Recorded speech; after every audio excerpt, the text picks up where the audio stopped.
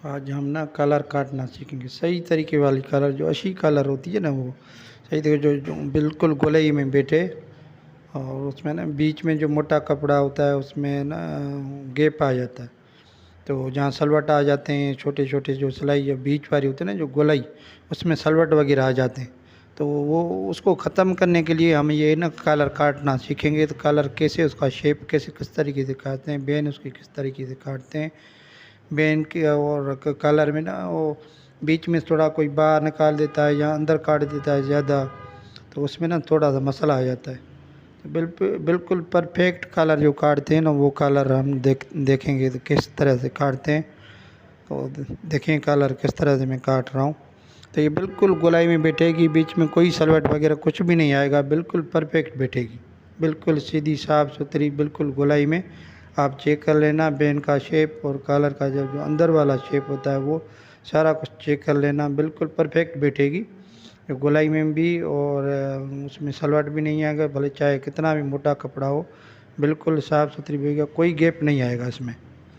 Check करें आप, cutting देखें, ये बेन देखें, पेन का शेप देख दें, ठीक, गोलाई दे रहे हैं जी।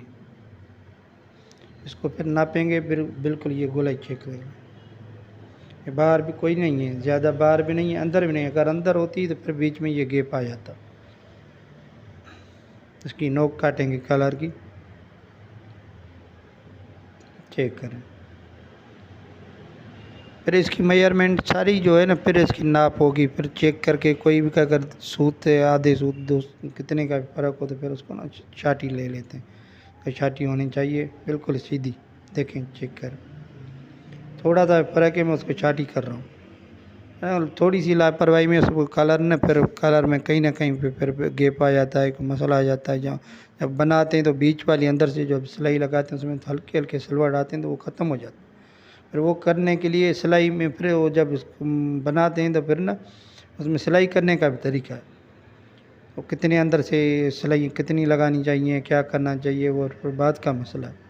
ये फिलहाल उसका शेप काटना सीखेंगे कि किस तरह की थे बेन, किस तरह के थे काटें, अंदर कितनी हो, बाहर अगर निकला, उसका पेट निकला होगा तो फिर ना ये गोलाई में नहीं बैठेगी।